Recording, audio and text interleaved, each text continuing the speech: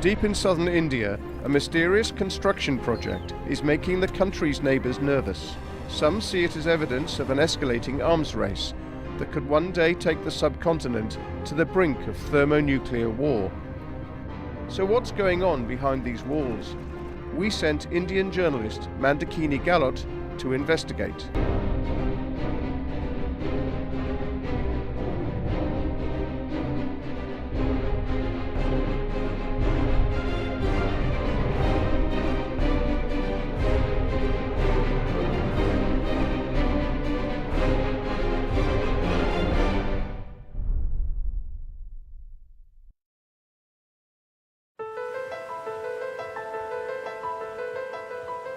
Goa, a coastal state in India, is famous for its sun, sand, and tourists.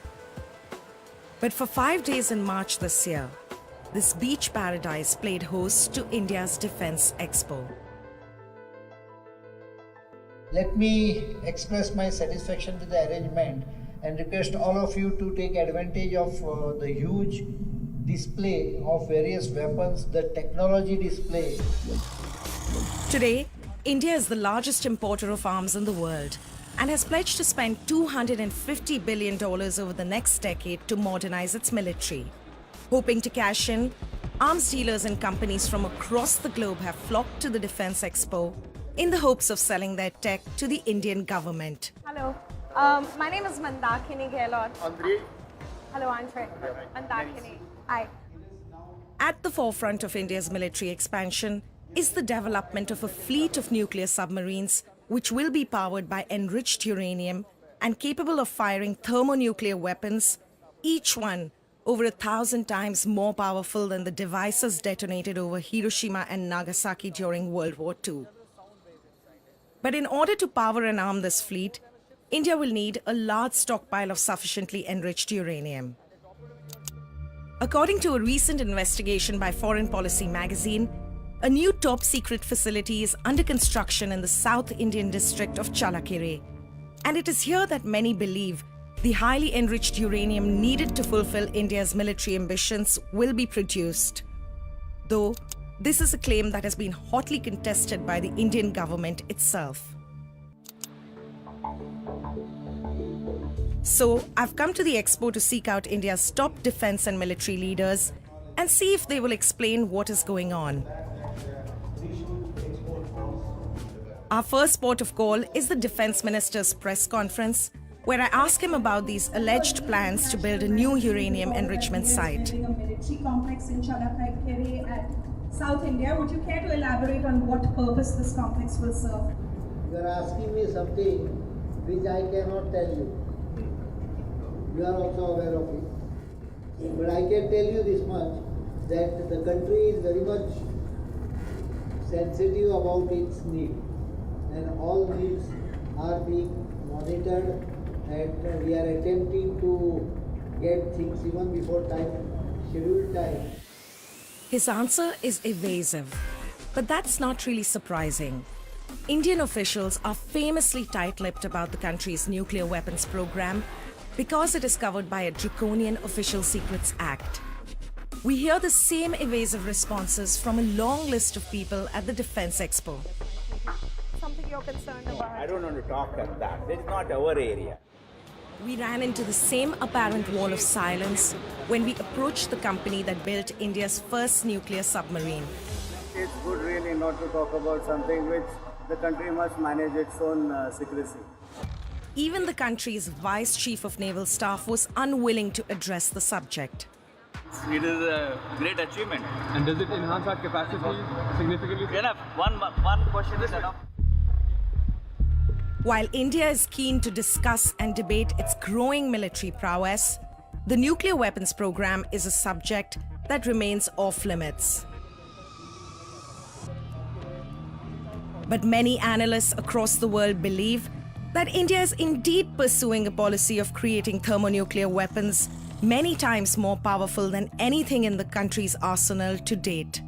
If you're saying that we are enlarging our arsenal, yes we are. And India's historical foe Pakistan has already taken note, pledging to do whatever it takes to keep up with Indian nuclear capability.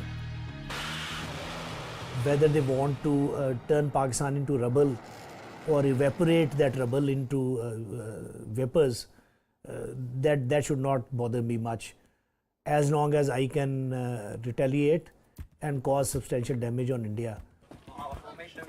With regional superpower China already holding a vast stockpile of these weapons, experts fear a new nuclear race on the subcontinent could threaten the existence and livelihoods of half of the world's population.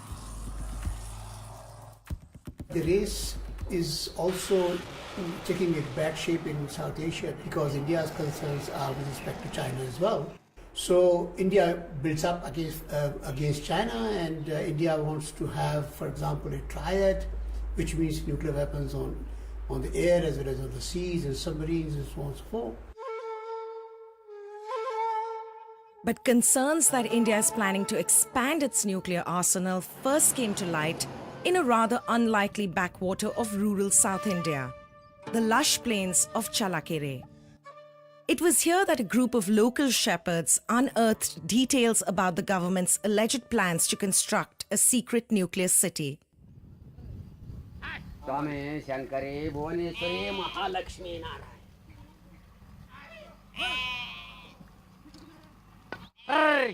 For generations, shepherds like Dasra Boraya had unfettered access to common pasture lands here, stretching over thousands of acres. They used this land to grow food and graze their animals. But in 2010, the Indian government suddenly ordered that 10,000 acres of these common grasslands be walled off. No information about the intended purpose of the new facilities was made public, and local community members claim they were not even consulted or informed about the appropriation of this land before it happened almost overnight. Even local politicians and civil servants had been kept in the dark. ಗೊತ್ತಿಲ್ಲದಂಗೆ night ಇನ್ನೆಲ್ಲ ಗೋಡೆ ನಿರ್ಮಾಣ ಮಾಡಿಬಿಟ್ಟು ಅಲ್ಲ ಸುಮಾರು ಕೋಟಿಗಳಿಗಟ್ಟಲೆ ವ್ಯವಹಾರ ಆಗಿ. Then, in 2011, India's top nuclear official admitted that among the projects slated for construction in Chalakere is a uranium enrichment site that could feed the country's military nuclear programs as well as civilian. This announcement came shortly after the launch of INS Arihant, the first of several nuclear-powered ballistic missile submarines being built for the Indian Navy. Slowly, this information made its way back to the local community in Chalakere. ಅಣು ಸಂಶೋಧನೆ ಕೇಂದ್ರ ಹೇಳ್ತಾರೆ, ನಾವಂತೂ ನೋಡಿಲ್ಲ, ಮುಂದೆ ಈ ಪೀಳಿಗೆಗೆ ಅದರಿಂದ ತುಂಬಾ ತೊಂದರೆ ಆಗುತ್ತೆ. The villagers organized wide-scale protests to draw the attention of the government, including a mass boycott of the 2014 Indian general election.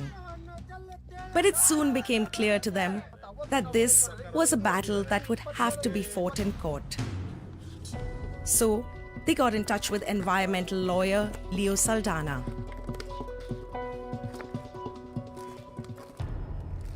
When the farmers discovered the walls were coming up, that's when, for almost 4 years it was secret. No? The farmers had already filed a case in the High Court. It was not going well for them, which is when we took it to the National Green Tribunal.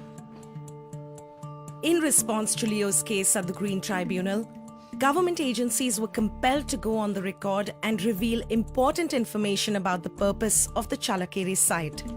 So they very clearly said that in their affidavits, to produce highly enriched uranium which is used by both civilian as well as military, including for nuclear power, ballistic missiles and submarines, etc. If you take what has happened in Iran, basically the IAEA and the United States government has forced a separation between the weapons grade uranium and the energy process. That separation is important so that there is no proliferation. Through the Shepherd's case, Leo managed to get a government agency to admit for the first time that the site will be used to enrich uranium to build weapons. According to national security expert Bharat Karnad, building a city-sized complex to house the entire process is not uncommon. The best way to make a weapon and have an industry and an industrial sized process making a weapon, to have it in one place. That's what the Russians have done. The Aeroshow 16, for instance, is just a city in some remote part of Siberia or something, where they make nothing but bombs. So maybe we are adopting the Russian thing. I don't know. I'm merely saying, as an outside person looking in, expert looking in, Aeroshow 16 is the kind of prototype we are following. Karnat's theory is credible, but it's nearly impossible to get any confirmation from the Indian government. Our search for more concrete answers takes us outside India to Washington, D.C. In 2008, India signed an historic deal with the United States, allowing international inspectors to regulate reactors used for its ambitious civilian nuclear energy program. In exchange, the country was granted a waiver from the Nuclear Suppliers Group to import fuel and buy civilian nuclear technology that for decades had been kept out of its reach. Since then, Western analysts have monitored India's military program closely. At the Institute of Science and International Security, we meet Serena Vergentini, who's tracking the proposed enrichment site at Challakere. We were able to discover the plan for the construction of a new enrichment facility by analyzing open source information. This area up here does not have any construction so far, but the plans are to build a uranium centrifuge program here. A new enrichment facility means that India will be expanding its stock of highly enriched uranium. Serena, too, is concerned that the new site could trigger a nuclear race in the subcontinent. It's significant because it indicates that India's uranium enrichment needs are growing. And we believe they're growing because India needs to fuel its nuclear submarine program. We worry about Pakistan because Pakistan has a tendency to want to match any new advancements that India makes. And currently we are worried that Pakistan might want to match India's efforts when it comes to creating a nuclear submarine program. China is also nearby, and any advancements in this nuclear program are going to have destabilizing effects in the region. And yes, we worry about escalation. So if pursuing such a bullish policy on nuclear armament has the potential to destabilize the region, why exactly is it that the Indian government is so hell-bent on improving its arsenal? After all, the country already has nuclear weapons, doesn't it? In contrast to the big boys, new players, India and Pakistan account for only 200 to 230 bombs between them. India's program dates back to 1974 when Prime Minister Indira Gandhi gave the go-ahead to test the country's first bomb. The Smiling Buddha exploded deep in the heart of the Rajasthan desert, taking the world by surprise. India described it as a peaceful nuclear explosion. Pakistan saw it as an act of aggression. The nation reacted swiftly, accelerating the pace of its own program. Prime Minister Zulfikar Ali Bhutto grandly declared that Pakistanis would eat leaves and grass or even go hungry, but they would build the bomb. Things came to a head in May 1998 when, under the cloak of secrecy, India tested 5 more bombs, a move that led to swift condemnation from the world. Less than 3 weeks later, in a tit-for-tat move, Pakistan detonated 6 devices. Sanctions were placed on both nations. While the tests proved conclusively that both nations had nuclear capability, a shadow was cast over the credibility of India's deterrent in 2009. That year, K. Santanam, a key member of the scientific team responsible for conducting the tests, made a shocking revelation. The fact that the thermonuclear test gave a yield much lower than was predicted was obvious, but for some reasons that was kept hidden. And then we motored down to where the thermonuclear tests had occurred, and one could see plainly with a naked man's eye or whatever that the shaft was intact, indicating that the yield of the thermonuclear test was not what was claimed to be. The government was quick to refute his allegations, but Santhanam's claims were seized upon by those national security experts such as Bharat Karnad, who have been calling for further testing and asking the government to build a full-scale thermonuclear arsenal. Our only proven and tested weapon is a 20 kiloton. We claim we have 175, we claim we have 225, we claim we have a 275. But unless you actually test, there's no credibility to your claims. If it's a mind game, before the nuclear war starts, the Chinese have an edge. Because when you say, okay, the Chinese say, okay, you want to start a nuclear war? Okay, I'm going to open up with my 1 megaton. And what do you have? A very accurate 20 kiloton? Okay, fine. Not everyone shared this enthusiasm for further proliferation, but Santhanam's revelations had left those on all sides of the political spectrum wondering whether India's arsenal was sufficient to deter its enemies, particularly Pakistan, with whom the country's relations have often descended into violence. In fact, hostility has been a defining characteristic of the relationship between India and Pakistan for nearly 70 years now, a period marked by several wars and endless military standoffs. And this mutual enmity is perhaps best illustrated by a ceremony that takes place at the Wagah border every evening. Both sides put on a grand show of aggression, cheered on by their countrymen. But even this spectacle underplays the very real threat that both nations pose to one another. Now, both India and Pakistan continue to develop new nuclear weapons. Today, Pakistan has the world's fastest growing nuclear weapons program, and India's nuclear weapons aspirations are on the rise as well.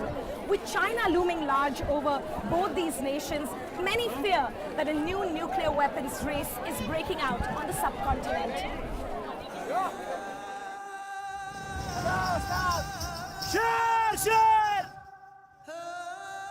We arrive on May 28th, 18 years to the day since Pakistan tested its bombs.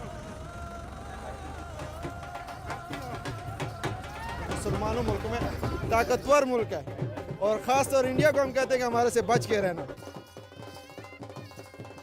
Adding fuel to the fire of hostility between Pakistan and India is this man, A.Q. Khan, the father of the Pakistani bomb.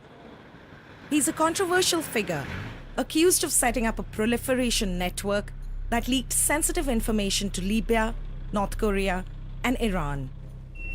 We were able to sneak past Khan's heavy security detail to attend a ceremony where he was giving a speech. The Pakistani government has publicly distanced itself from Khan, but he continues to be a celebrated figure up and down the country.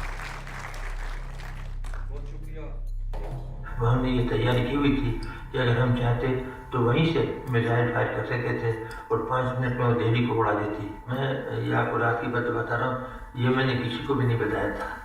जो मैंने छत बनाया था, वहाँ का जो shade था जिसमें मिसाइल खड़ी होती थी, वो शेड जिसका मोटराइज था, वो हम खोल लेते थे पूरा और वहीं से मिसाइल हम फायर कर सकते थे. और हमने टारगेट दिल्ली के रखे हुए थे कि अगर खुदा न खास्ता कुछ सरप्राइज अटैक कर दे दिया और हमारी सियासी या फौजी क़यादत जो है वो फैसला न कर सके, तो कम से कम हम वहाँ से खुद ही बटन दबा के इसका फैसला कर दें.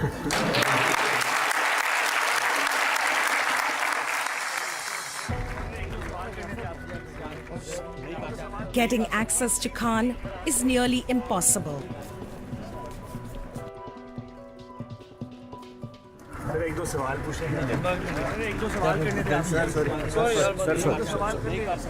But we are able to arrange a meeting with another insider from Pakistan's nuclear program.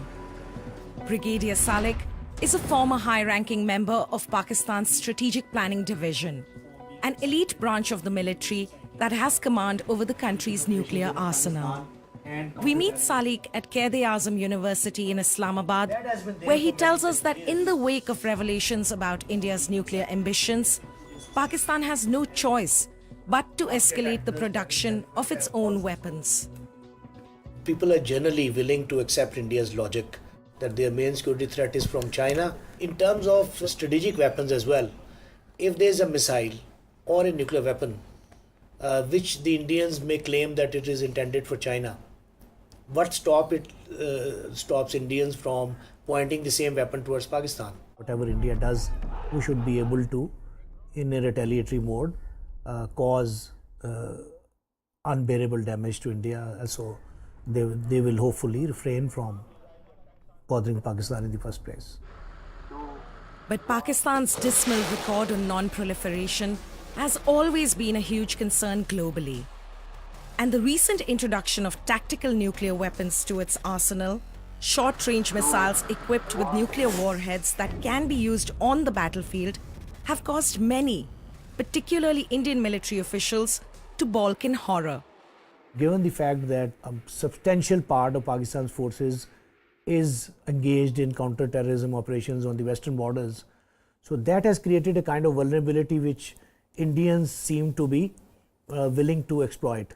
So Pakistan had to look for solutions to that, and Pakistan's response to this was then by the way of introduction of short-range battlefield nuclear weapons. So we are lowering our nuclear threshold.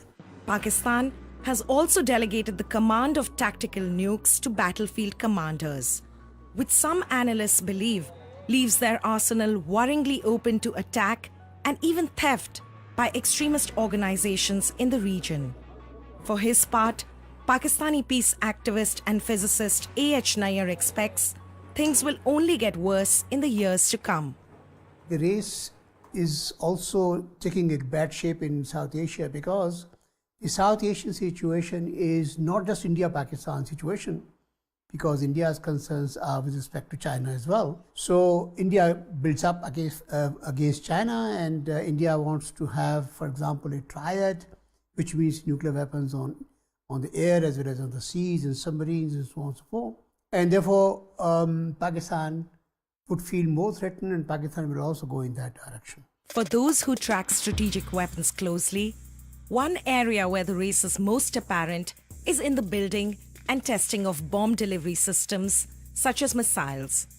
Both India and Pakistan have a large stockpile of such systems.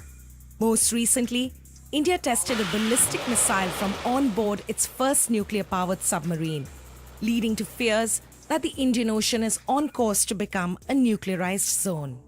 In November 2015, even US President Barack Obama voiced his own concerns about the direction South Asia is taking at the Nuclear Security Summit in Washington, D.C. The other area where I think we need to see progress is Pakistan and India, that subcontinent, making sure that as they develop military doctrines, that they are not continually moving in the wrong direction.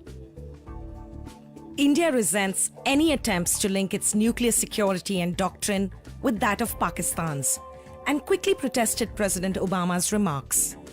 But for those charged with analyzing India's national security strategy, expanding the program appears inevitable. If you're saying that we are enlarging our arsenal, yes, we are. We really ought to keep pace with China.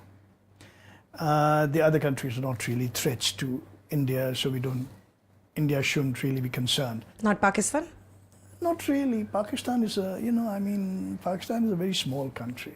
Because India is so large, Pakistan can never be certain that our nuclear weapons can be destroyed in an exchange. While we can be certain, we can make Pakistan extinct as a social organism. The walls of Chalakere continue to obscure India's alleged new nuclear program from view. But many on all sides agree that a nuclear arms race on the subcontinent is underway. The potential fallout in this volatile region is unthinkable. And while the Indian state seeks to secure its deterrent capabilities against its neighbors, a lot more thought must be given on how to prevent this race from spiraling out of control.